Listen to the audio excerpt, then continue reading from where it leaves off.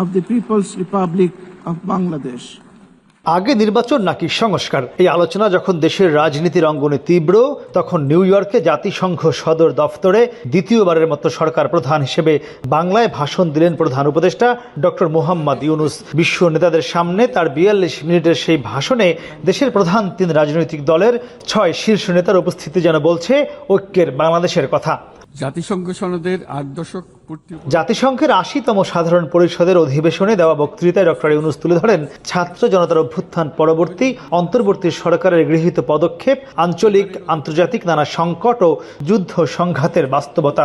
জানান, আগামী বছরের ফেব্রুয়ারিতে বাংলাদেশে জাতীয় নির্বাচন অনুষ্ঠানের প্রস্তুতি চলছে। স্বচ্ছতা, জবাবদিহিতা ও আইনের শাসন প্রতিষ্ঠার পথে নাগরিক বান্ধব সংস্কার অব্যাহত থাকবে বলেও বিশ্ব মঞ্চকে আশ্বস্ত করেন তিনি।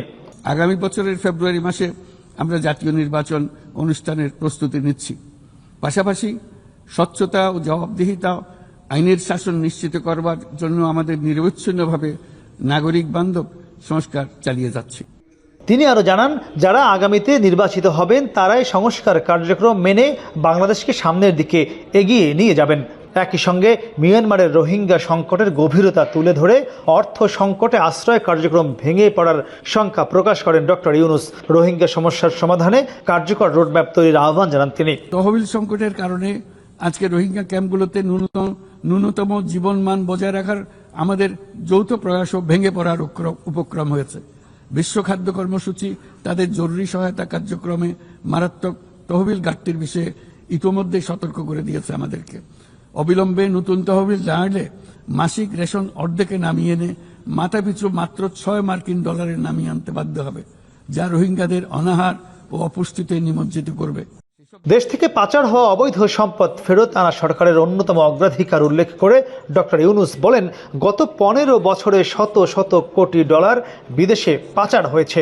এ বিষয়ে আন্তর্জাতিক সহযোগিতার জন্য বিশ্ব নেতাদের প্রতি আহ্বান জানান তিনি। অবৈধ আর্থিক প্রবাহ ও দুর্নীতির বিরুদ্ধে সমন্বিত বৈশ্বিক পদক্ষেপ গ্রহণ এবং অবৈধ দুর্নীতিলব্ধ অর্থ পাচারকৃত সম্পদ পুনরুদ্ধারেও আন্তর্জাতিক সহযোগিতা বৃদ্ধি অত্যন্ত গুরুত্বপূর্ণ।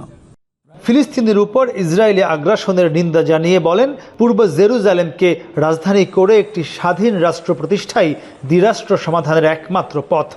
বাংলাদেশের জনগণ এই বিশ্বের বিবেকবান নাগরিকদের পক্ষ থেকে আমি আবারও জোরালো দাবি জানাচ্ছি যে পূর্ব জেরুজালেমকে রাজধানী করে একটি স্বাধীন ফিলিস্তিন রাষ্ট্র গঠনের মাধ্যমে এই সমস্যার দ্বিরাষ্ট্রীয় ভিত্তিক সমাধান এখনই বাস্তবায়ন করতে হবে।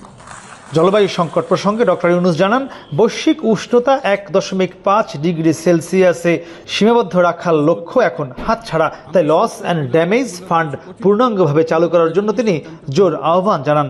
লস অ্যান্ড ড্যামেজ ফান্ড পুরোপুরি চালু করতে হবে। জলবায়ুর পরিবর্তনের বিরূপ প্রতিক্রিয়া প্রশমনের উদ্যোগ যেমন বাড়াতে হবে, তেমনি অভিযোজনেও সমান গুরুত্ব দিতে হবে। সব শেষে বাংলাদেশের বিরুদ্ধে অপপ্রচার নয়, বরং একসাথে ৩ সুন্দর পৃথিবী গড়ার আহ্বান জানিয়ে ভাষণ শেষ করেন প্রধান উপদেষ্টা।